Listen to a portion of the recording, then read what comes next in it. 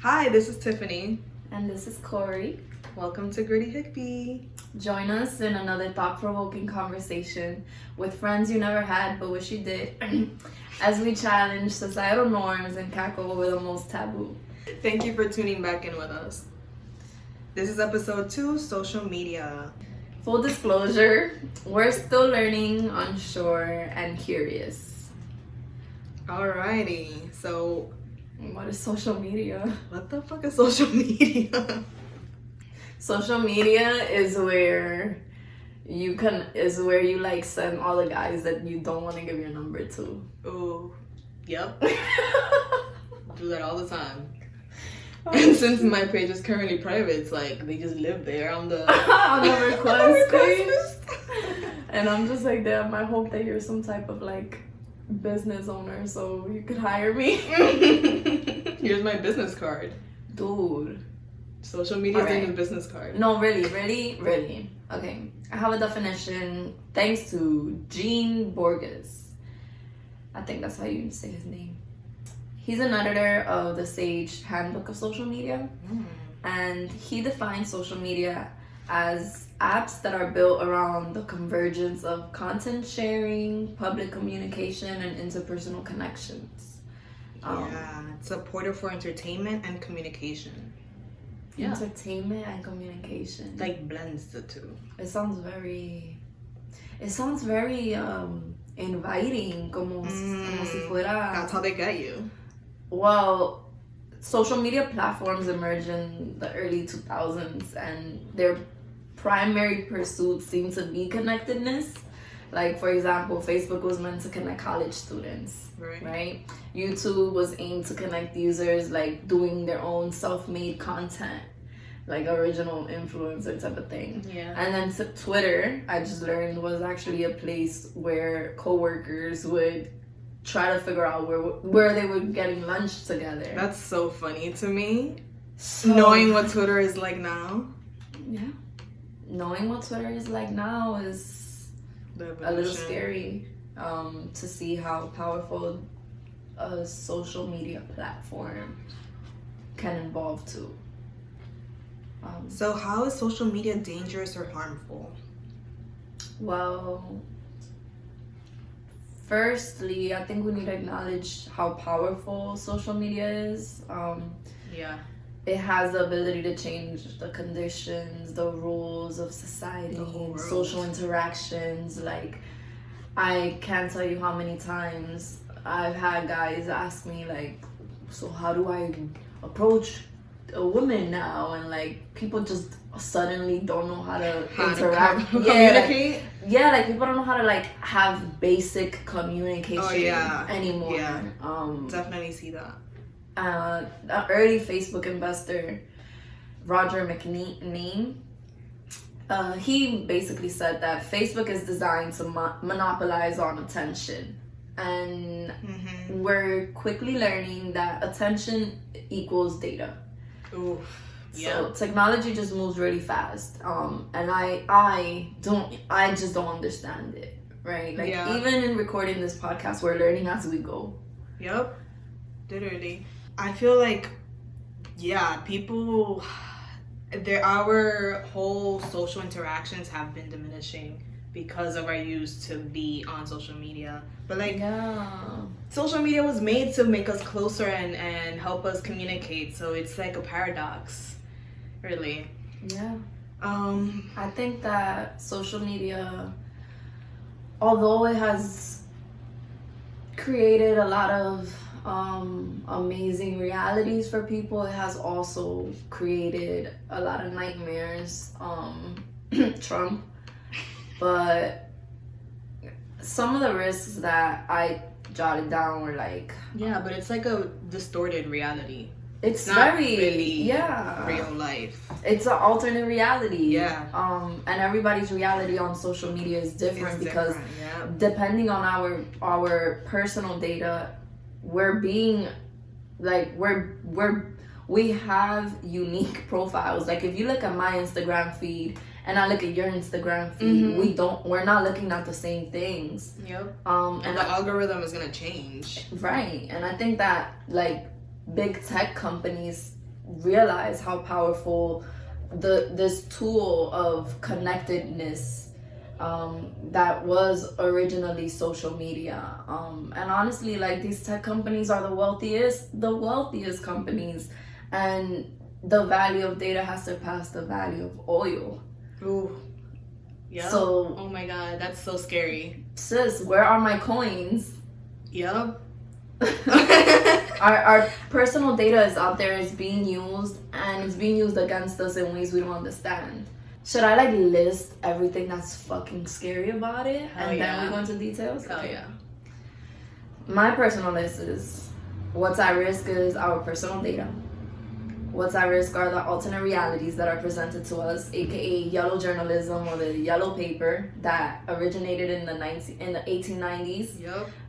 The integrity of our democracy is at risk. The integrity of our national sovereignty is at risk, and the influence of our just personal emotions, feelings, our reasoning, our behaviors, which, etc., ultimately affects us all as like groups of people. Yeah, but even individually, social media use is associated with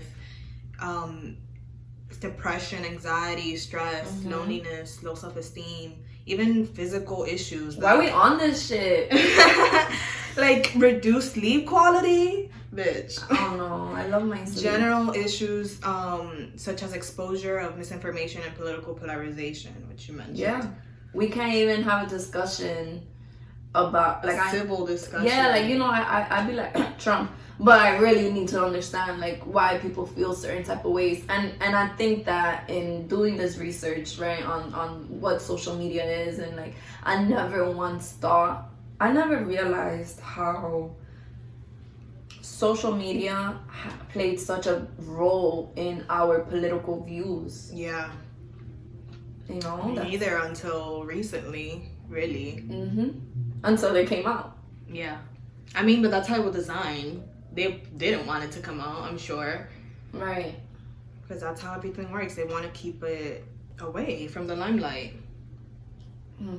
According to a study done by Harvard University in 2018, when people are going through social media platforms, it lights up the same part of the brain that also ignites when taking drugs, which is very interesting. And it just kind of goes into like the discussion of like social media addiction. Yeah. And how it's addictive. I'm addicted. Not comparing it to like being addicted to drugs or alcohol or anything like that, because everything in its relative context, right? Everything's subjective, but so according to the scientifically, the data says, the way that it affects us, it's like you receive that positive feedback, you get a like or you get a message, like, oh, I'm so annoyed because it's something that's so real for me right now, just seeing how so social media is on our telephones, our cell phones, right? Yeah.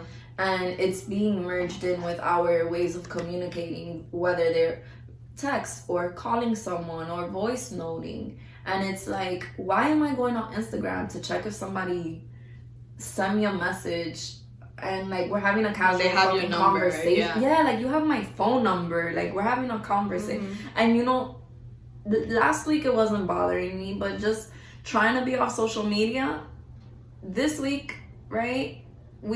Before we started recording this, we were like, okay, cool, we're gonna talk about social media and we're gonna be on that shit way less so we could speak about our experiences. And like my experience is that I was continuously like, fuck this, I'm definitely on Instagram for more than 2 hours.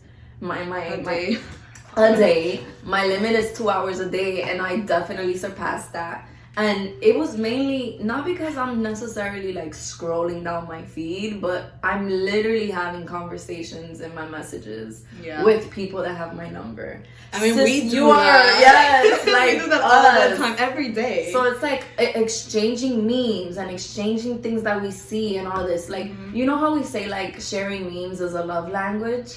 Okay, but I have other love languages. So I feel a little deprived in that, and even though we do get like this positive feedback with our likes and these dopamine receptors shooting off, really it's starting to just bounce off of me. Oh, I understand what you mean. Yeah. Well, speaking of dopamine, you got some of that? Like scratching my ear and shit. What is dopamine? So it's a chemical compound in our brain that rewards and motivates us, and it gets released when we like eat good food, exercise with drugs, have sex, and have positive social interactions. Oh. So like that's why when you get like a like or a notification on your social media feed, it releases dopamine into your brain, and because it's a form of community still. So although it's not the same as like a hit of cocaine, every notification on your phone has the potential of being a social stimulus, which releases dopamine, which can cause an influx, leading to the addiction of social media. And wanting that. And wanting that more and more. Right. Yeah, it's scary out here. It's scary. Look, I think that FOMO is real. Oh my god. The fear of missing out. That's why I'm constantly checking to see if I got that text back. You see how you check your phone to be like, okay, did I get that double text? Did I get that text back? And it's like, you don't have to be doing that because you will get alerted. I don't have your notifications. I need to turn. Never mind. I don't want notifications, right? Yeah. But like I want to be on point with the conversations that I'm having. So as far as FOMO, like that's. Oh Lord, look at where I'm going now. As far as FOMO, like I relate to it in that way. But also I'm an artist, and I need to use social media as a platform, as a tool, in order to like be discovered by people that may potentially seek my services, which has happened in the past. You know, it's kind of like I had to struggle a couple months ago. Probably like a year ago or more, where I was trying to separate myself as an artist and myself as a person. And I'm a very outspoken person already, so I was just like conflicted between how do I present myself online and still keep the integrity of myself as an outspoken person, and the integrity of my art and the services that I could offer. And it's been... Do you remember what I told you when you said that? No, tell us. I do remember. I do. I was like, you can't separate your art from you as a person, because you are your art, and everything you do translates into that. Yeah. Like I feel like it's so interconnected. At least I'm speaking specifically for you. I mean, I think taking your advice was like the best thing that I've done, because it's so funny to see how our feeds look now, right? Mm-hmm. Like, so before it was like random shit and like now, scattered. Yeah, it was like more scattered, and now it's kind of like, okay, everything I post has a purpose for why it's there. And now that you can archive certain posts and stuff like that and save and all everything. My shit is archived, but what I do share online, even if it does seem very personal and raw and whatever the fuck, I am choosing to share that, and just taking that approach has made it easier for me to just be able to exist without overthinking it fucking much. Because you were overthinking it. Yeah, I was overthinking it. It didn't have to be that deep. Like, it was just like, just do you as a person and an artist. And right. And I feel like social media can make it so difficult on us to, and when I say social media can make it so difficult on us, it's like we're really doing it to ourselves. Yeah, we're speaking as to like how we present ourselves, because it does matter. Yeah. Let's see. It gives you like a false sense of accomplishment as well. It can, for sure, because you don't wanna find yourself being that person that's constantly posting motivational quotes and your phone dies and you haven't done shit all day, like, you know, or you don't actually genuinely feel absorb it, yeah, you know. And listen, it's not to say that you can't go ahead and like please, this is part of the disclaimer, do whatever you want, right? We're just having a conversation here, and it's just to inspire everyone, and this is coming from ourselves, like we're literally going through this, right? It's a work in progress. Which was gonna be the name of a podcast. But what I'm saying is like, you know, we need to be careful with the things that we're posting, because it's affecting us. Yeah. It goes right back to that whether you know it or not. Data. Yeah, whether you know it or not. Before we continue, I want to do this quiz. Yeah. To check whether we may be at risk of developing an addiction to social media. So it's 6 simple questions, and we're gonna be answering together. All right, question number 1. Do you spend a lot of time thinking about social media or planning to use social media? What's a lot of time? Okay. I mean, it's subjective, I guess, but I don't think I do. I think I do. So no. Yes, like, because I even have apps for me to like predetermine how my feed is gonna look. I mean, me too, but I think that's a lot of time. Yeah. Okay. Let me clarify. Do you remember when our filters, like, you had to take a photo and then you had those? Oh my god, the first filters of things. Oh my god, that was more. Last year, I would have answered yes, but this year, you're like more reserved. Being the weird year that his has been, I'm way more reserved on social media usage. So no. Okay, that was yes for me. So that's 1. It's 6 questions, right? Number 2, do you feel urges to use social media more and more? More and more. That's conflicting. I guess. It comes and goes. We have a fucking podcast now. Oh god. It's gonna get worse. You know what? The urges is my husband texting me via DMs. The urges is the bag waiting. Ooh. The urges, I don't fucking know. Like, I don't know what. Yes. Yes. Yes. I got 2 yeses. Okay.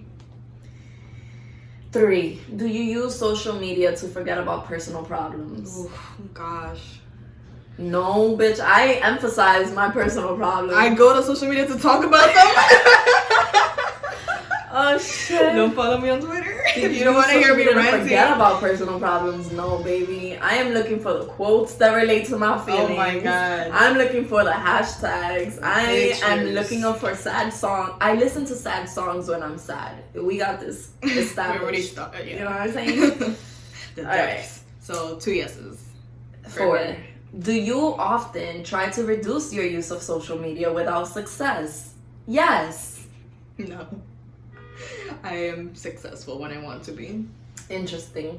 Okay, 5. Do you become restless or troubled if you are unable to use social media? Oh my gosh. Yeah, bitch, because I'll be like, all right, where's my iPad? If I can't use my phone, like, I have too much shit saved on my phone. I don't have space. And it won't let me, like, I'm trying to get a rant off. And it won't let me post a story. Best believe I'm getting my iPad and I'm finishing my thought. Yeah, so, I think I do get a little anxious when I can't get on social media. Restless or troubled. But it's like, I'm always able. Oh, and then everybody's like, oh my god. When I was on Twitter, like when we couldn't get on IG or IG was down, everybody on Twitter was talking about how IG was down. And it's like, yo, is it not working for you too? Yeah. As a collective, it's like, yikes. Okay, numero 6. Do you use social media so much that it has had a negative impact on your job or educational studies? You know what? I gotta say yes. I want to say no, but I gotta say yes because I remember last year I used to fucking take a cab to work every day because I was late to work. Why were you late to work? Because I was up all night online. Yeah. I mean, I think when I was in school, it would affect me because I like would procrastinate. Yeah. On social media. So yes. Yeah. So I have 3 out of 6. And I think I had like 4 or 5. I put my fingers down. If the answer to all 6 of these questions is yes, then you may have or you may be developing an addiction to using social media. We say may because the only way you gotta go see somebody about that. If you only answer, if you talk to your doctor, you have an experience. You're experiencing cause death. Cause death. If you answered yes to a few of these questions, it's more than likely that you need to like go on a social media detox, perhaps, maybe, possibly. And it's kind of like when you smoke a lot of weed and you're like, dude, I need to smoke 5 blunts in order to get high. Like maybe you gotta cut it down because you shouldn't be, you're like your tolerance. Yeah, your tolerance is higher than. So yeah, if you identified with one of those questions, I don't think it felt good to say yes to any of those questions. So that's enough for that. Do with that as you will. So I wanted to go in more in depth about the risks that we had mentioned when it comes to social media, right? I have more to say about that as well. So personal data is really important. These tech companies, they realize the importance and it's been monetized now, right? As we said. So our data is out there, is being used, and we have no idea how it's being used, right? We should have full disclosure. So we should understand where did they get the data from? What kind of data they have? Yeah, like what kind of data is it? Did you get it from my search engine? Did you get it from my status update, my likes, my private messages? I have an iPhone, and on my screen times, it'll tell you how long, like how many minutes or whatever you spent on a website. And I didn't know that. Yeah. A super website? specific. I would love to see how long people be on porn sites. I go on a private browser for that. On your phone? Yeah. Like, does that even work? You know what I'm saying? Yeah. I mean, I haven't seen it pop up, but I'm not on there often, so I don't know. Those cookies. We should also tracking. And we should understand how did that collection of information like get processed, and who would like that information. And can I opt the fuck out? Marketers and advertising companies. And political... Politicians. Companies realize this, basically, and that's why we have so many ads on social media. These ads are used to exploit our emotions. So when you're, like, talking like, oh, I want ice cream, and then you see, like, an ad for ice cream come up, it's not that they were just hearing what you were saying. They literally created a profile of you. So you want to talk about... Let me stop saying you, because I'm like... You. Like, I don't know. I'm not... We're talking about ourselves. I'm talking about myself, too. Like, when I look at these... artificial intelligence, for example, we freak out at the idea of, like... Oh, no, I would never get a chip installed, or... That's, like, a step away from where we are now. The whole... Getting chipped. Like... Yo, yes, it's very real, and it's already happening. Like in China, they could see your temperature while you're walking and shit. Oh my god, dude. Okay, I don't know if anybody has seen this movie, but what happened to Wednesday? Oh my god, I love that movie. I've seen it a few times. Yo, that movie is a mind wild. Fuck. Watch What Happened to Wednesday. It's Monday. What happened to Monday? No? I don't think so. No, don't give it away. So, yes, that is... Okay, we're looking it up. We're going to confirm. But that's definitely, like, scary, you know? It's Monday, bitch. Oh, what happened to Monday? Yeah. Anyways, it's not about a day of the week, but you look it up and watch the movie. Shit. Yes, it has to do with all of that, I think. Yeah. You know? And population control. Ooh. Right. We're going there. That's literally also coming. I mean, it's happening already, actually. Are you talking about abortion? I mean, I wasn't really, but yeah, that's part of it. All right. Well, to stay on track with social media, my peoples, we know everybody's feed is different. There's billions of people. Billions. Why do I have Trump's fucking voice? I literally heard billions it. of billions. I got a flashback of the debate. I'm fucking traumatized. Oh my god, I'm traumatized. You triggered me. Yeah. And we all have our own reality, and we could easily be manipulated. And there's a quote by also Roger McName. He said that the holy grail of communication is changed behavior. Yeah. So when it comes to communication, even if we don't notice it, right? Like, sometimes there's often a hidden agenda. So what are these ads communicating to us, and how do they actually affect us? We just scroll past them, or or if it triggers us enough, we might even send it to someone else and start circulating this shit. Shout out to all my family members on WhatsApp sending crazy shit. Social media has gotten really good at like getting into our subconscious and advertising to us without us even noticing that they are advertising and controlling like what we see and do. You know what that sounds like? 1984. Capitalism. Dude, that is capitalism at its worst. But I was thinking about 1984 because I didn't even when I was doing research for this, it didn't even come up. But now talking about it, it's parallel. Literally, someone had mentioned it in I was listening to another podcast on it, and they mentioned something like that, and I was like, yo, that ass. And you know what else? Handmaid's Tale. Oh god, I can't wait for the next season. Me neither. It's a guilty pleasure. It is a guilty pleasure. But yeah, speaking of those things, it like leads me scary. to believe that it like the whole idea of groupthink. Oh, thank you so much for saying that. That shit is scary, and it irks me at the same time because it's real.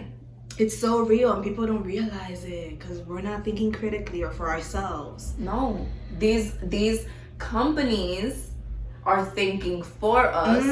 They're presenting what they want to present to us. They're controlling everything. Whatever can persuade us, and they use our emotions in order to do so. And then what happens is that we form different patterns of behaviors. We form these really strong opinions, and we start moving according to that, and we don't even realize, oh shit, I wasn't even the one that influenced me.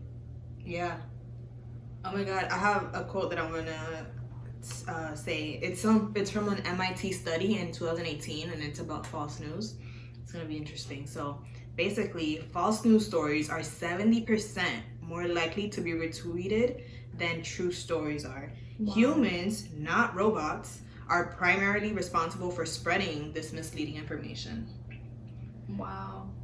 Why? Because we don't be reading. No. Headline and share that shit and be like, you believe this? Oh my god. Yep. This and that. And no source. We don't be looking at sources. Okay, can we talk about sources? Like, what happened to that sources class down below on primary sources and reliable sources? Primary, secondary, like, do y'all even remember what that means? You know what? And now that I'm talking about all of this, it's like, I'm not gonna stop living my life, right? Of course, I'm going to take all of this into consideration, and I do believe that we have a responsibility to ourselves to adjust, right? And kind of balance this shit out again. Yeah. And like do more things outside of social media. So like XYZ. Everybody has a different thing that they could do. Substitute social media for something else. But in regards to like, oh fuck, I lost my thought. False news. We don't read. Yeah. Like that, we don't read. Like I was saying earlier, like our attention spans is so much shorter. Like I forgot the character length that Twitter is now, because you know how they like but it was 140 or something before, right? So I was like, it was like 140, whatever, it doesn't matter. So it was like we can't even read a 140 character tweet. How can we get through a 200, 300 page book? Which is nothing. Or even just an article, like a 5-minute article, right? Which is more accessible, right? Right. Like we can't even read a whole tweet because we get bored halfway, or can't focus. We need to really take this seriously because it's affecting us subconsciously. What happens is affect everything else in our lives. What happens is that every generation, we're born, we learn how to walk, we learn how to cook, we learn how to, like we have these stages of life, right?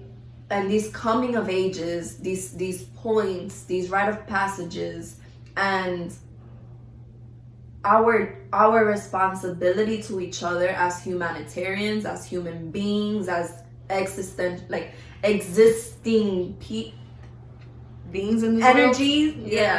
As souls, like we should be elevating each other and elevating those that come. Like that should be our priority, right? Elevating ourselves, therefore, for those who come, they can continue from where we left off. Because it's like what we were saying on our last episode about our parents and everything that they've gone through, right? In order for us to like be able to progress from there. Now we have more privileges. In taking this seriously, we can really alter like our everyday lives when it comes to human rights. Data rights are human rights. They really are. Our data is analyzed, it's sent back to us as a targeted message to change our behavior, and this is literally used in the military, like warfare. It's called PSYOPs, psychological operations. And yikes. What happens is that it's just so fucked up. But you can look it up. It's there. You can apply if that's what you want to do with your life. But it was tested on communities, and they said, "Oh, okay, it's worked here and it's worked here, so let's go ahead and use it on elections in America." So again, these models are formed. They predict data points that are gathered. Each of us individuals have thousands, billions of data points, right? They're gathered and a personality is created. Yeah. So from those personalities, our behaviors are driven. And I just keep repeating it because it's like the fucking breakdown of behavioral psychology plus big data plus targeted and engagement to equal behavior change. And it's fucking scary because this methodology is exported, aka this system, what big tech companies do, it's exported to other countries like Russia and China and whatever the fuck, and they apply it over there. It's applied there, right? It's always in the news. We just don't fucking care about those things, right? For some reason, things that affect us on such a deep level and affect the future. Right, come on, hands me. We just don't give it thought. But these things are used on us and therefore become and are considered a weapons-grade communications tactic. Oh my god, I'm terrified. I'm so sorry, but like, I did some studies. Do them yourself. Please fact check everything. Yeah, a great documentary to watch in regards to everything you just said is The Great Hack. Yes. Which is specifically talking about how social media and our data was used to influence the outcome of the 2016 Shout election. out to Cambridge Analytica. And really fucking it up. God, out here for everybody. And literally, Facebook. literally. And Facebook too, but And just in case you didn't know, Facebook owns Instagram and owns WhatsApp. Oh my gosh. And who else? And more probably. And more. But that's definitely, I don't use Facebook, but I definitely use Instagram. But we have a Facebook profile and they're still tracking us. I mean, girl, I need these likes. Let's see. What I gathered the Great Hack from is the Great really Hack. good. Yeah, I watched it a few times. It's really good. But like you said, people's data, governments and corporations stealing people's data is a human rights violation, and it's not spoken of that way, and we ourselves, like the people, don't see it that way. No. Can I read quickly? Yes.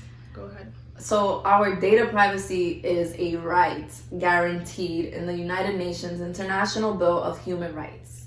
It states, the gathering and holding of personal information on computers, data banks, and other devices, whether by public authorities or private individuals or bodies, must be regulated by law. Furthermore, relevant legislation must specify in detail the precise circumstances in which such interferences may be permitted. So you better let me know what's going down. And every individual should have the right to, ¿cómo se dice eso? Ascertain. In an intelligible form, whether and if so, what personal data is stored in automatic data files and for what purposes.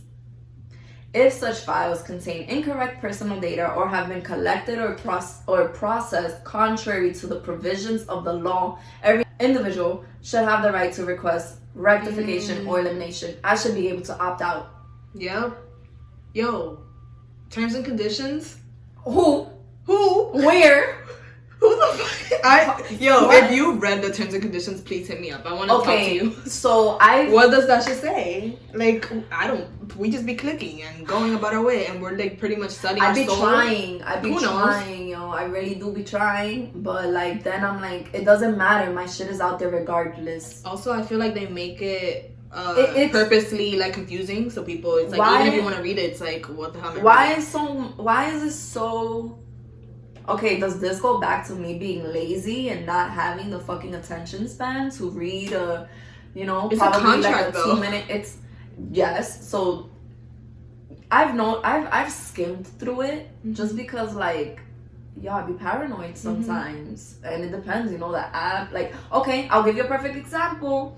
Fucking Citizen app. Oh my god, I never had that app. Me either. I was gonna download it. For why? I don't know. I guess I wanted to know. So you can be triggered every time. Yeah, right. Yikes. But I read the the fucking terms and conditions terms for that, and correct me if I'm wrong, or don't, because I really don't care. But I swear to you, I read something that said basically like, if something happens to you, you can't sue fulanito. I don't know if fulanito was them or whatever was happening. I know that the shit was saying, if something happens to you, you cannot sue blank because you're supposed to know that there's danger there. And I was like, oh, but I'm not downloading this because I feel like it's nuances that are in these contracts that allow these fucking companies with billions of money Stop. with a lot of wealth to just get away with fucking destruction, like with criminality. Yeah. Oh my god, they're criminals. They are criminals, and that's why they went to fucking court. No, but I'm so glad you read the data protection laws, because I didn't look it up, but I was curious because it's something that I'm passionate about now after reading and doing my research. And I was thinking like, we need to self-monetize our data, because that's you want to be influencers? Aren't we already? Oh no. What kind of influencer? What do you mean by self-monetize? Like they already have my data, collecting everything, whatever they're collecting. I don't know what they have. You mean like dividends? But I don't know how it's gonna work. That's the thing. Like, But like basically, if they want to use my data for some or reason, sell it to they someone, have to come through me and pay me right. if I want to sell it, right? Right. That's basically what I'm saying. Yeah, that makes sense to me. Like, okay, let's say Target wants to buy X amount of data, right? From Instagram or Facebook, better said. They need to contact me and say, hey miss, is it okay for us to share your information with these people? We'll give you $2 for each data point. Because they have like 50,000 data points on us. Oh, yeah. On each of us. Yep. But they would never do that because they monetize on us. Yeah. So imagine if we monetized on us, on our own data. Like, it's our right, though. It's my shit. Like, what the fuck? It is. So, yeah. I would be balling right now then if...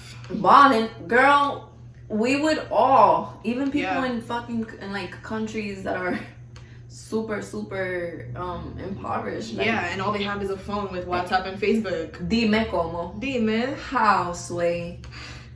As long as our data rights are violated, we will never have fair elections.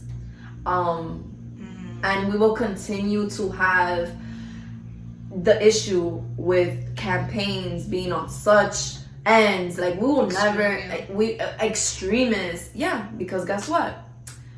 This is the little fact that I learned. As far as Facebook owning Instagram and WhatsApp, they've been implicated in the dissemination of fake news. Yeah. There's evidence of Russian intelligence. Shout out to my Russians. I mean that. Creating fake Black Lives Matter memes and organized protests and pages. So they'll do it for that, and then they'll do these fake pages and spread these fake memes and these como se dice, like these tactics, right? In order to, it's like propaganda in order to fuel both sides. So it's like, really? Yeah, like we can't even have a peaceful just interaction or election or anything. Like, everything has to be extreme. It's a way to divide and conquer, and you continuously, again, especially watching the fucking presidential debates, it was clear to me that the election, like the politics or the election, and just that the way that they were speaking, and like, it's not about people, it's about companies. Yeah, because they weren't, it wasn't for us. No, and Trump was saying it himself, we need to open up, and we need to this, and we need to that, and you know what, okay, nobody's saying we don't. Clearly, we need to work, we need to feed our families, we need this. It's like, we put businesses and the interests of businesses before the interests of people. That's why healthcare is such a fucking issue. Education.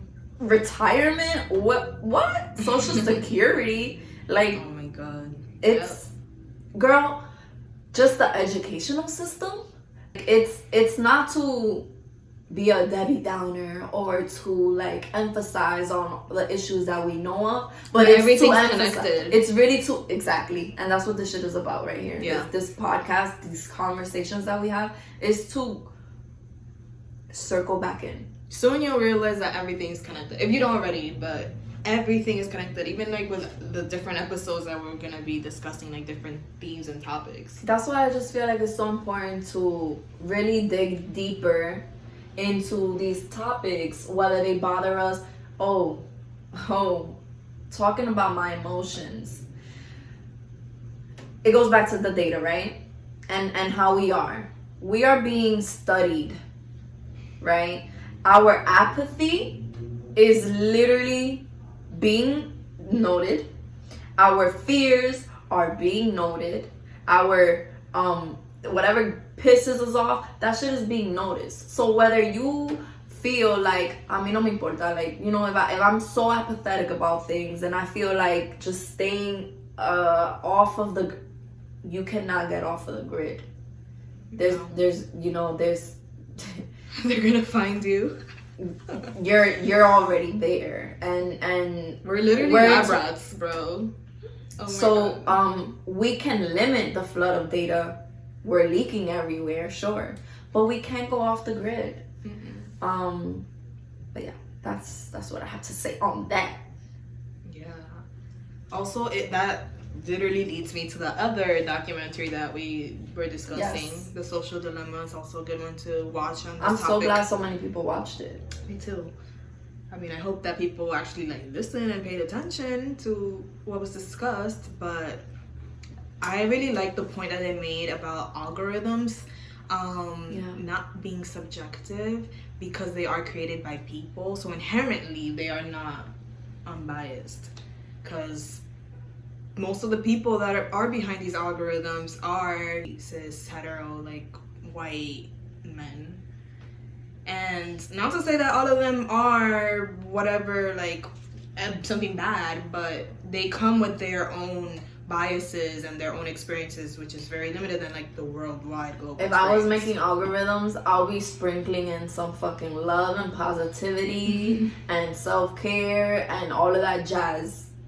Yeah, but that's not what these companies are doing. No, because they're worried about the making money off that. They're worried about the coin. You don't make money off people doing well and spreading love and happiness. Even though apparently that's what the like button on Facebook was created for, but now it's dictating people's self-esteem because they're not getting self-esteem. The influence on like our personal emotions, and just the way we view ourselves. Like, so another point that's not as political is that social media 100% has the potential to trigger body dysmorphic disorder or BDD, and it's a mental disorder that's classified on the obsessive compulsive spectrum. They coined this the Snapchat dysmorphia because what happens is that people were going in with photos of their selfies, their filtered selfies, and showing it to their doctors. You know, before you would go in there and you would show her a picture of, I don't know, Kim Kardashian or Angelina Jolie or whatever. And now people are just showing a picture of themselves, but with their filter, different favorite filter, Facetunes and stuff. Right. And doctors, surgeons, these professionals, it's their responsibility to note that. It's like a red flag, I guess. And it's interesting to me because they do have to do like a psychological evaluation before they make, like, they cut somebody open. So. I know. Can you believe that shit?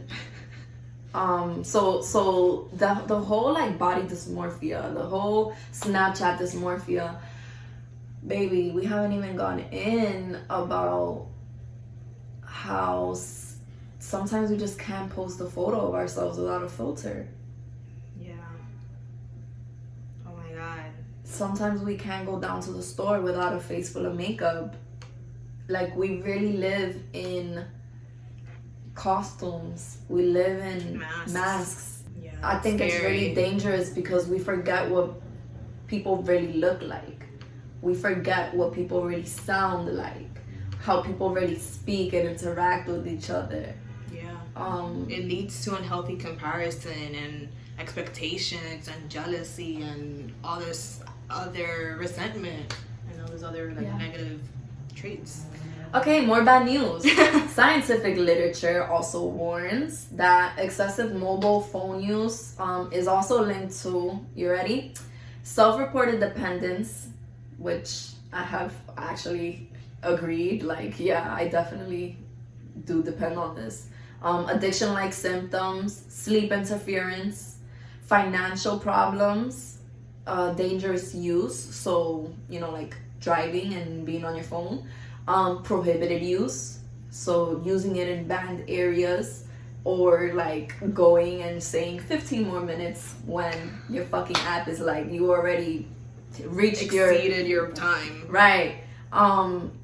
And also phone-based aggressive behaviors, aka like cyberbullying. Oh. So to say more about the cyberbullying, there's a difference. Like, we forget who we are, because you would never say that to my face. Okay? Yeah, people be real bold online. Why? Real bold. And it's like, you're not like that, mama. Come on. Just Why? be you. And it's like, also, you don't have to be you don't have to... You know, I'm sorry to cut you off. Like, I listen to this podcast, and I'm not gonna shout them out, but if you know, you know. And they annoy me, right? And Do you hate listen to them, then? I think, well, I like to listen to them because they're sassy. Alright, on this podcast, I never want to sound like someone I'm not. Like, this is me on and off. Mm-hmm. Record, not recording, this is who I am, right? So when it comes to social media, it's the same way. Like, I am real on and off. Mm-hmm. I choose what I want to show. And I will admit, I do think about why I want to show what I'm showing. So, now I know that you're like that, but when you started using social media, maybe a few years ago, did you change who you were, or did you notice that there was like a pattern that you were like not being your full self on social media, or portraying a different person or a different side of you? Yeah, I think so. I think that's why I like had that whole. Alright, so when I started using social media more, I've always been very outspoken. I've always written. I used to do spoken word. I've always been a humanitarian. I've always been myself to my core. And then when I got on social media, I still shared my opinions and my statuses. Like, I remember I used to write notes on Facebook. Mm-hmm. You remember that? And then with Instagram, I felt like that's where I started changing more, because now it was more photo based. Yeah, visuals. Yeah, like even on Twitter, like I'm very much myself, because, well, when I had Twitter, because I would just say my thoughts. They weren't necessarily tied to a photo. I was trying to figure out how to give a visual to the person that I was inside, and finding like a photo to encompass all of that is very difficult. Yeah, I agree. I think I went through that same process and journey. And then comparing myself, like I'm like, oh, but like I want it to look this way, and aesthetically, is it pleasing? Like, it's so much. Yeah, like I know, like I used to have a real like problem. I don't know. I'll call it a problem because I think it was. Like where I wanted to make my Instagram feed aesthetically pleasing. Yeah. Like just my profile, you know? Like I wanted all my pictures to flow and look good and whatever. Right, because that's what I was seeing other people do, and like visually it looked pretty good. And, like, you know?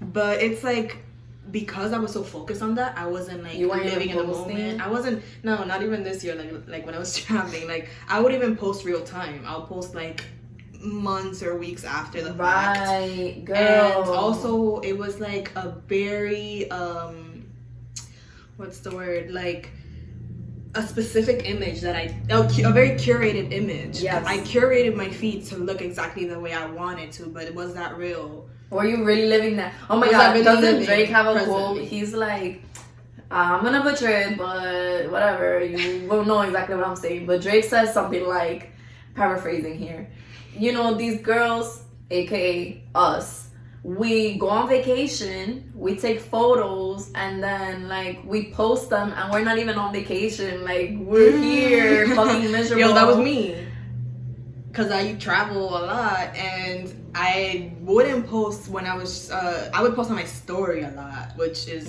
was a problem. The story is so much. It's so much shit. It's because social media. Oh my god. It's the most. Oh, and did you know that just because you erase your story, or DK because your story is DK 24 hours, that shit is not 24 hours. Oh no, that shit's there for life. I've seen it. Hello. In websites. They be reminding you a year later. This is what you did last year. This day. Eso está ahí. That's definitely there. I want to touch on benign and toxic disinhibition. Go for it. So, what is benign and toxic disinhibition? So on the benign side, The disinhibition indicates an attempt to understand and explore oneself, to work through problems and find new ways of being. And sometimes in toxic disinhibition, it's a blank, it could be just like a blank catharsis and acting out of unsavory needs and wishes without any personal growth at all. Okay, what the hell does that mean? It basically means like, are you who you say you are online? Are you attempting to understand and explore yourself? Which I think that I relate to that. Me too. To work the problems and finding ways of being and exploring, you know, like using what you're putting out there in order to explore and learn. Or is it toxic disinhibition? So disinhibition is basically saying like you wouldn't normally act like this, like you only like that online. So if it's toxic, is it simply you acting out in like in a crude way, you know, just dishonest, just super like mindlessly. But I thought that it was really interesting because I feel like some people may think that they know who you are based on what you post. But you don't really know me. We can't say. We really cannot say. Yeah. Because even when you do get to know somebody, it takes a couple of years before you really get to know that person. We're multifaceted beings. Like, we're constantly changing. And we're growing and changing. Like, our social media presence is one aspect of who we are as a person. Like, can contain multiple facets of that aspect, but I don't think it's, like, all-encompassing. How do you feel like social media has affected the dynamics of your relationships? Well, you mentioned FOMO earlier, and I think that's a big one. I mean, specifically for my friends, I get FOMO when I like see you guys hanging out, and you're posting pictures or videos, and I'm like not there. Or like when you're with Sade, and I'm like, okay. Shout out to Sade, my girl. I love ya. But yeah, and then I realized like you're not living in the present moment, so it may make life feel less interesting or boring to you because you're always thinking about another moment. Right. You're not in the present. Also, not spending enough quality time in person, or when you do spend quality time with people, you are on your phone the entire time. Yuck. Yo, have you ever been on a date and they don't get off their phone? Like, how fucking rude is that? Have you? Girl, that's a story for another day. Like, have you ever been in a relationship and they don't get off their fucking phone? The entire relationship? Yikes, dime. Oh, wow. Oh my goodness. It really breaks my heart sometimes because I'm learning how to date.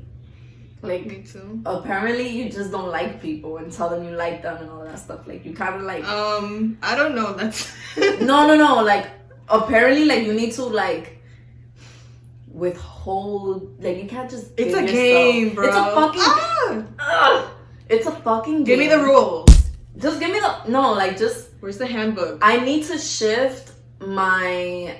I posted something about this today, and it was beautiful. And, okay, so... Alright, this is a little tangent, right? But just bear with me. We don't really we use Instagram to like look at photos and stuff, right? But we can actually write a lot on Instagram on our captions. And if you follow me, like you will see that I do that because writing is a part of me. Now, when I post those, I definitely don't expect the engagement to be as high as when I post my ass. Right. And I know that it may frustrate a lot of people, you know, personally, and they might be like, oh, like, I have all these followers, but they don't engage with me with things that actually matter. They don't actually support me. So we feel like this false sense of community. We can have thousands of followers and only get like 23 likes on some shit or whatever, right?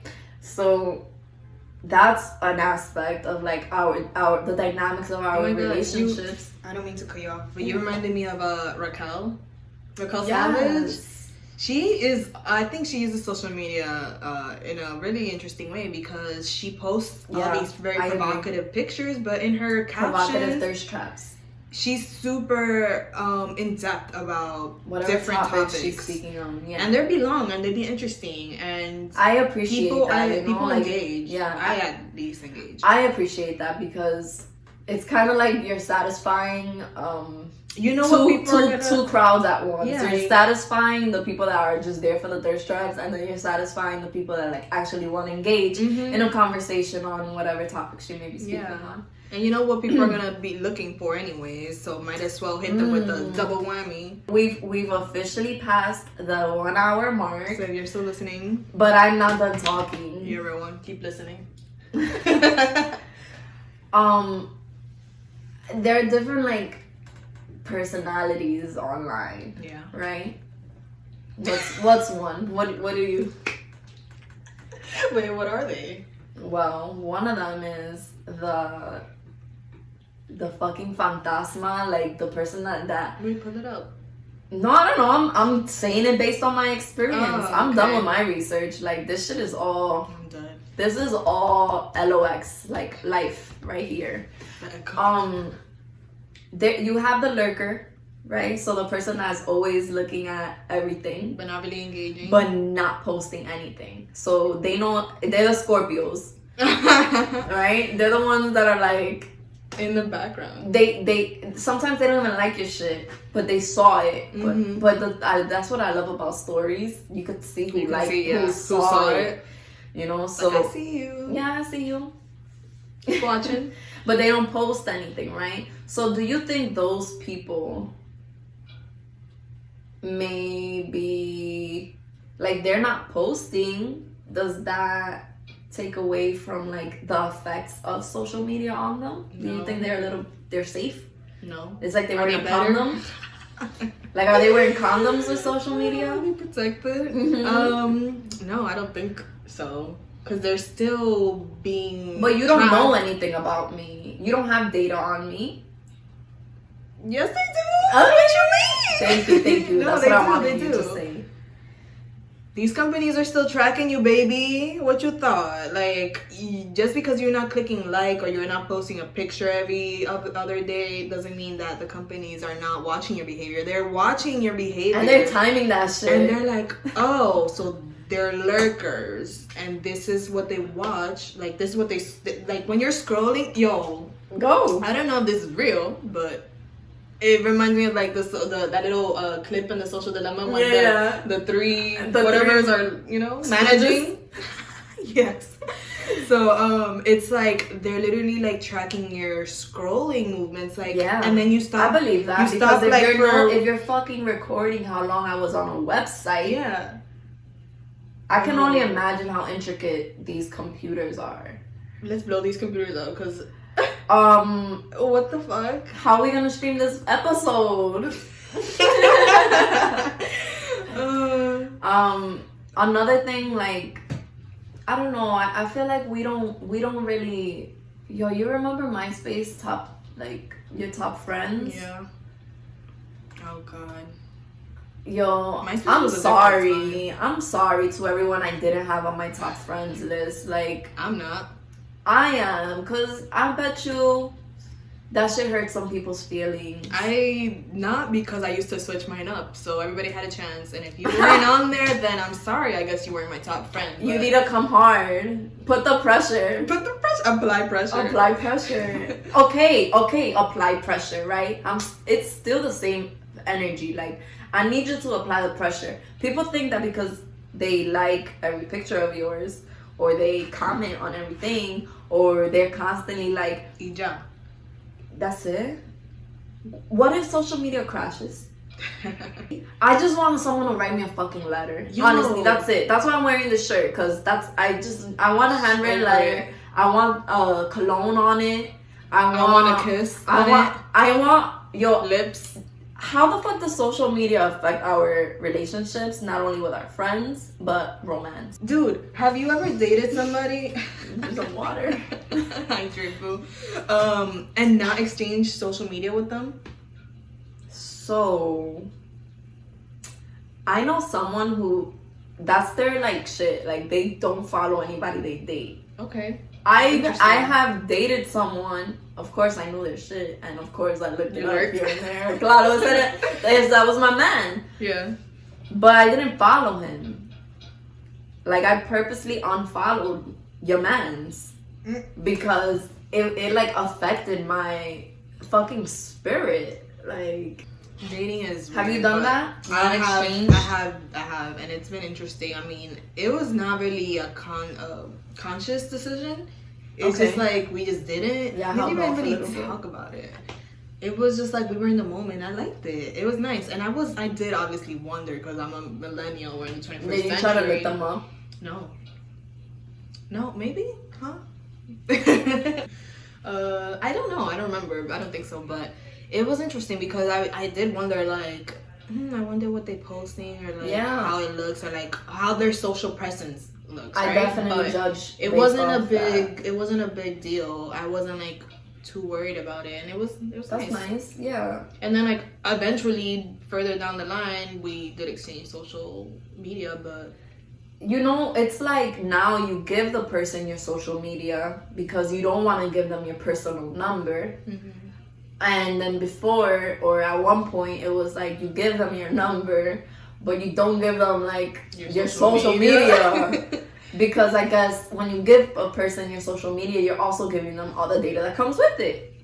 All your data. The people you follow. But now, I guess social media now is so impersonal that we're more comfortable giving them our social media than our number, which is more personal and like more direct to your access to you. It's direct access, but people be answering my DMs before they answer my text messages. I think we need to do better.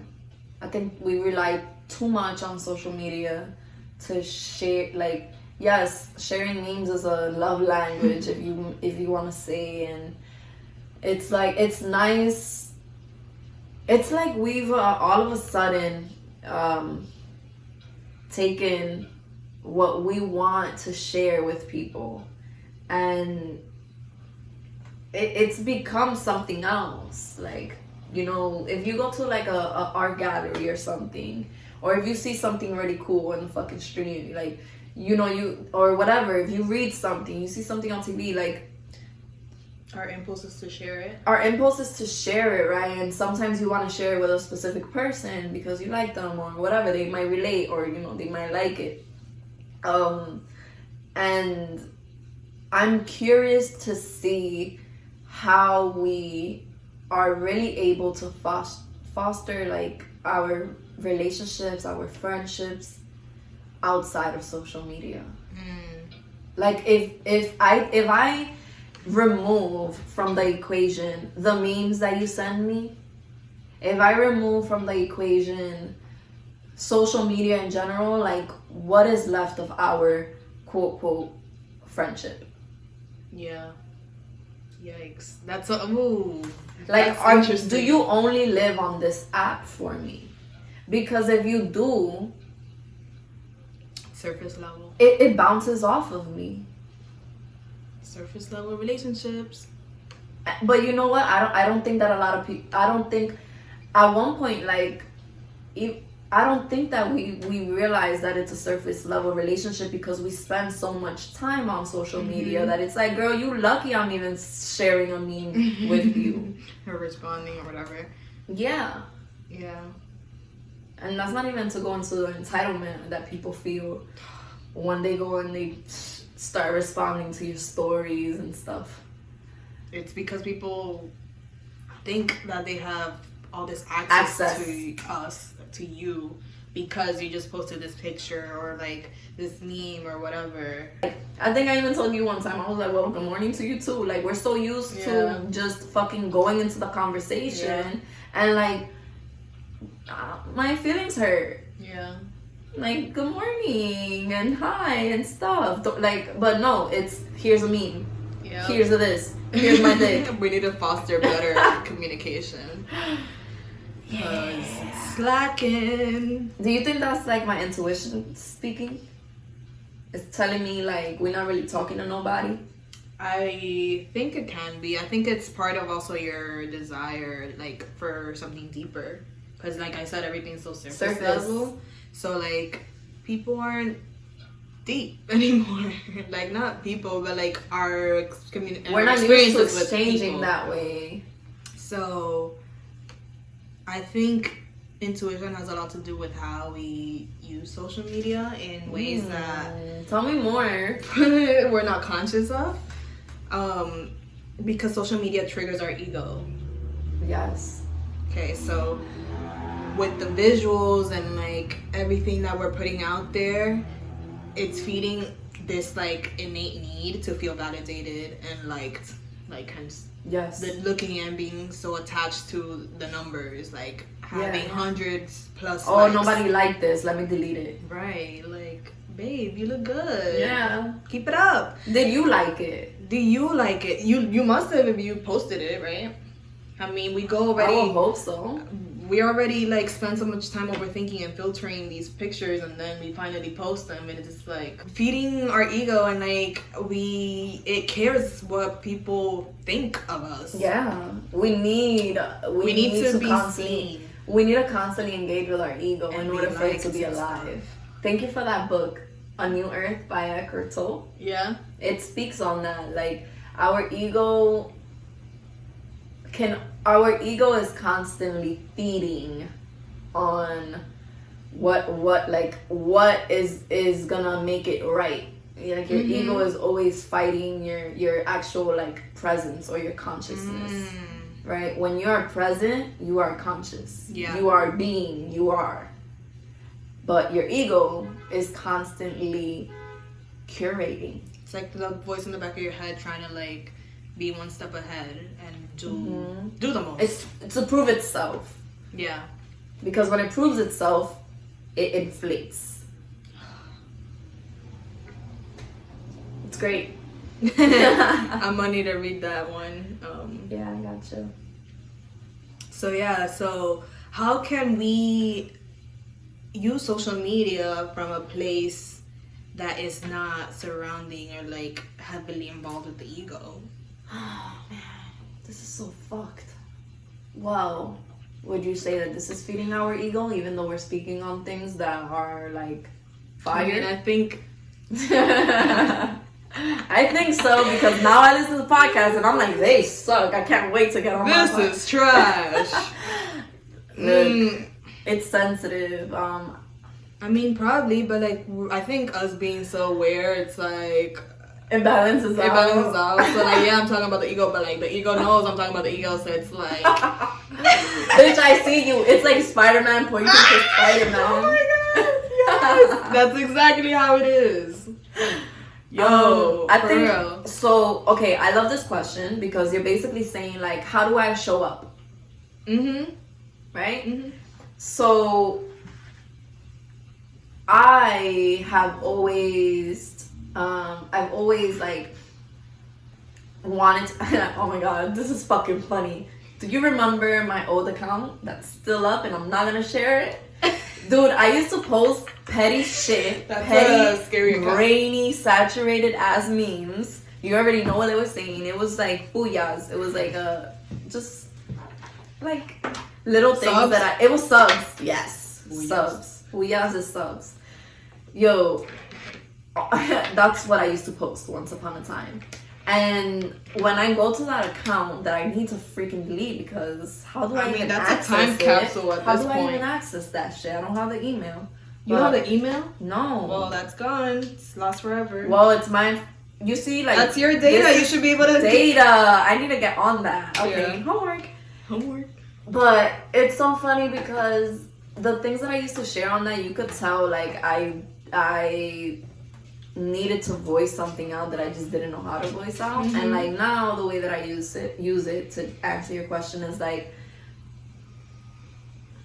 I am engaging with people in a way where I want to like stimulate some type of thinking.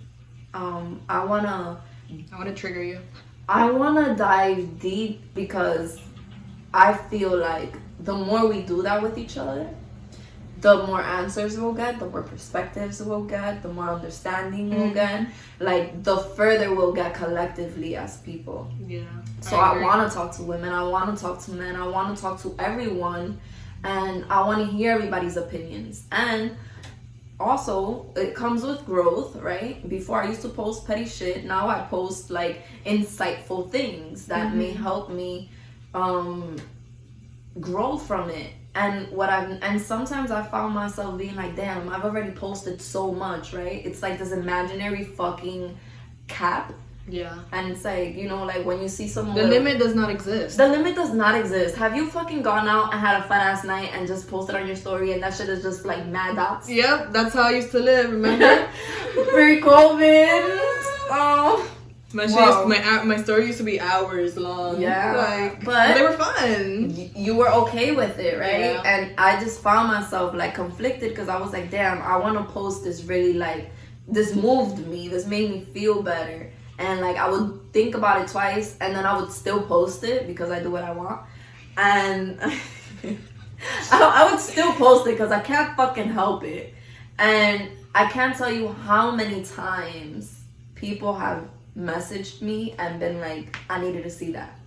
Thank you for posting that. I love what you post. This and that. And I'm like, yo, I posted not because that's where I am and that's what I have successfully accomplished, but because that's like the focus. That's what I want to share. That's the energy I want to put out there. Like that's the type of time I'm on. And you do it for yourself as well. Yeah, I'm doing it for myself because I'm like, damn. And it just so happens to resonate. Yeah. So, which I think is what is really important. I think that's what is, don't know how to describe it, but like you're very raw and real in your social media like persona, and your online persona. But in life, like that's how I am. No, in general, that's how you are in general. But like that's how you portray yourself online, and you're just doing this for you because that's how you are. But it resonates with so many people. Yeah. Because you're like that. It's genuine. It's genuine. Yeah. So that's why you get so much positive feedback. Yeah, I think so too, you know, because it comes from a genuine place. Like, and people see that. If I was faking it, I mean, I don't know, I haven't lived that life, but it's genuine, and I just want like, and also I've been careful about like not coming off like I know everything. Yeah. Same thing with this because that's why we say our disclaimer in the beginning of every podcast. We are still learning. We're just curious. Like our opinions are open to change. It's a conversation. Yeah. I think we just need to be careful about what we share. Well, we have been so doomsday on social media. What are some benefits to using social media? I know, right? Well, like, just to sprinkle some okay, positivity, I got benefits. My parents live in DR, and I get to see them like every day. I could FaceTime my parents. Yeah. I can see how they're doing. With COVID, a lot of people weren't able to see their loved ones, and thanks to apps like WhatsApp, you know, people were able to actually like, people had some people had their farewells on these apps. Some people have been reunited. Right? Like, I think we know like the beautiful things. You get to see like if like you vibe with someone and you actually have the same humor, or you like listen to the same music. Yeah. What else? I like that, even though it can be seen as both good and bad, it's kind of like a time capsule. I like that. That's what I said. That's what like, it's like a, I don't know, pro and con.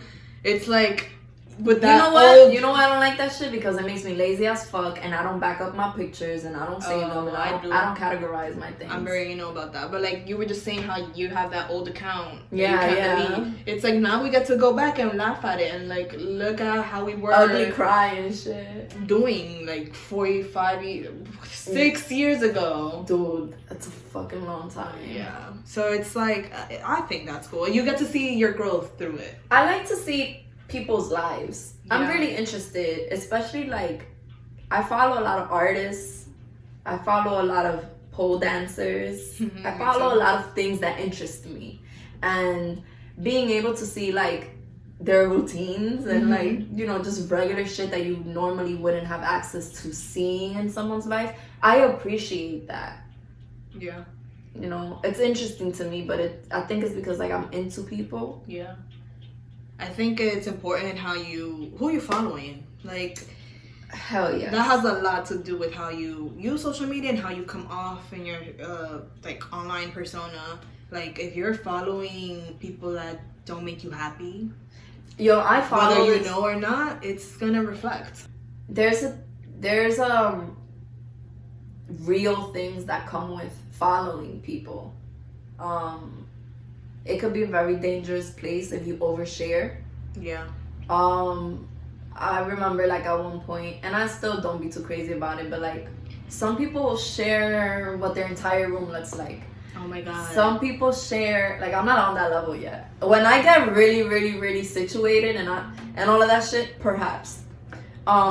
Big on the perhaps. Some people share their fucking like literally the buildings that show outside of their window. Like I try to be very careful with those things because those are points that people could take down and be like, oh, there's a 99-cent store on the corner. Like, okay, I know where that's at. I know where she be, and they could pull up on you. Yeah. Which happens. Yeah. It happens. I'm sure it's happened to a lot of people, but a big one that literally happened not so long ago was Pop Smoke. Yeah, and it happened to him. So basically, what exactly happened there? I wasn't sure, but when I looked it up, it basically was like he got like some PR package, and he was taking a video of like the package itself, and accidentally posted the address of like the card that came with the package. Yeah. And it was the address of his house, and a few hours later, some people pulled up and shot him and killed him. That's crazy. It's wild. It's like it literally happened a few hours after that. He got caught slipping. Yeah, he got caught slipping, and I'm sure that's happened to other people. I'm sure, like, didn't Cardi B do that? Like, she posted something. I'm not sure, but she posted like when she first moved to Georgia or Atlanta. I don't know where she lives. Or like your license plate. Yeah. Like you can't even post your license plate because you could get tracked down, I guess. I mean, there's so many privacy breaches that can happen besides just the government tracking you. No, like, actual people. I have a story. One time, someone I know posted a boomerang of a food menu of a restaurant they were at. And a few minutes later, some man walks in with flowers and he says, "These are for you." And she looks at him really confused because she's not expecting. Like, you could get flowers to your crib, right? You could get flowers to your crib given that this person knows your address, right? Or like your to job. your work, right?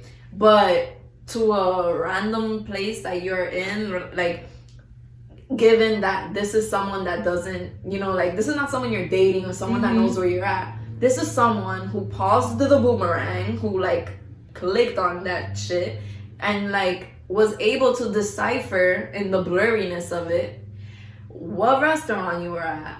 And lo and behold, the person that sent that shit to her was some creepy dude, and she had no connection to this person.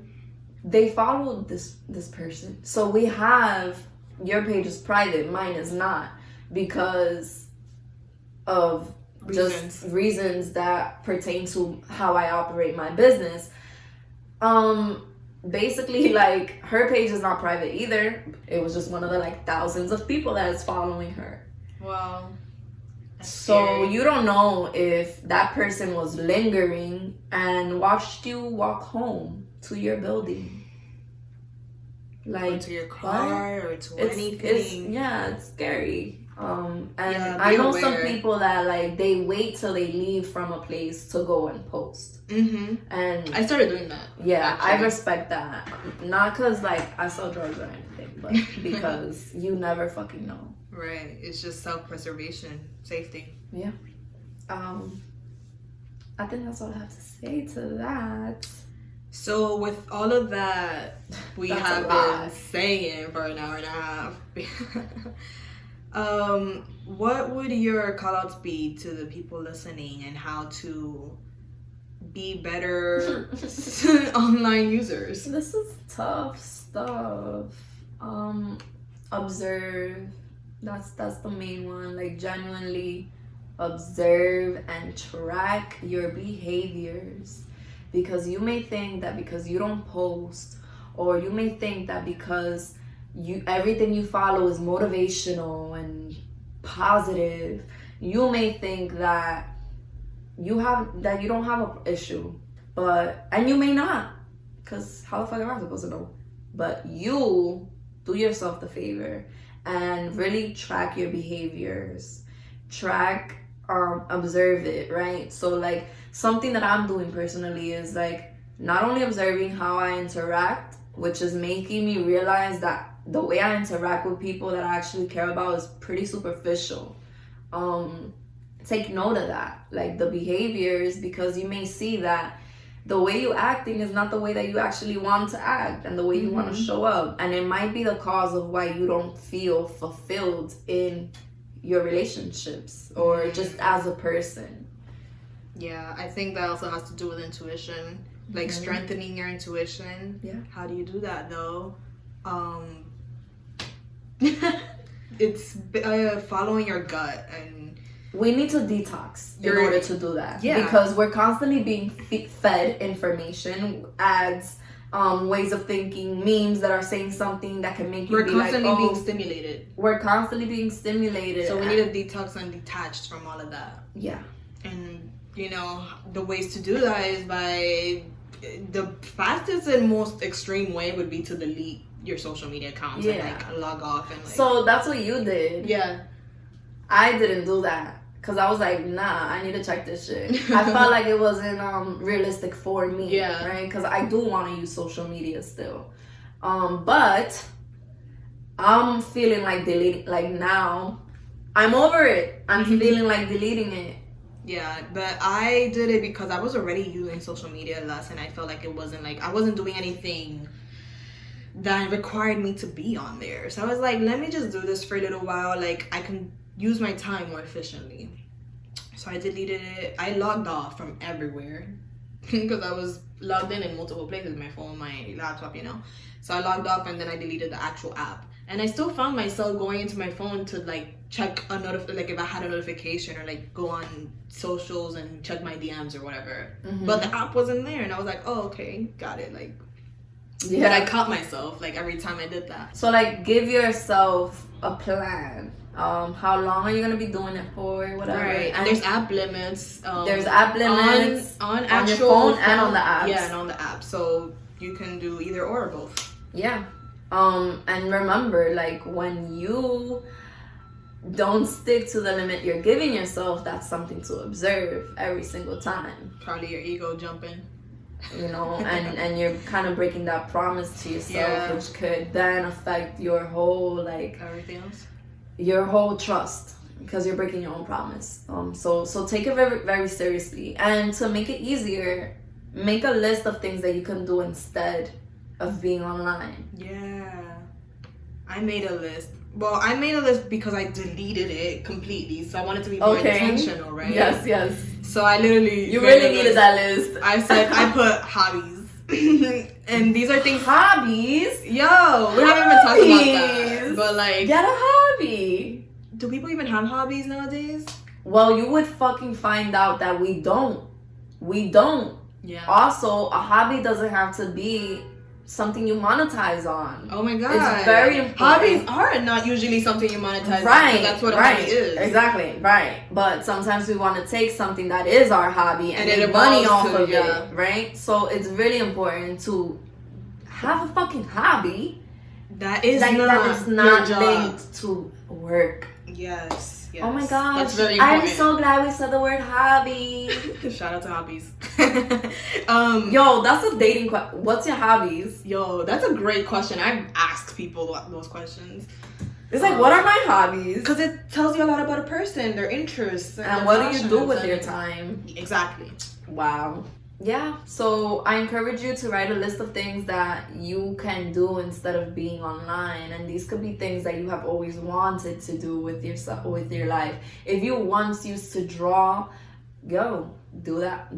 Like, do more of that. And honestly, you'll notice if you intentionally spend less time on social media, you'll spend more time doing things that matter to you.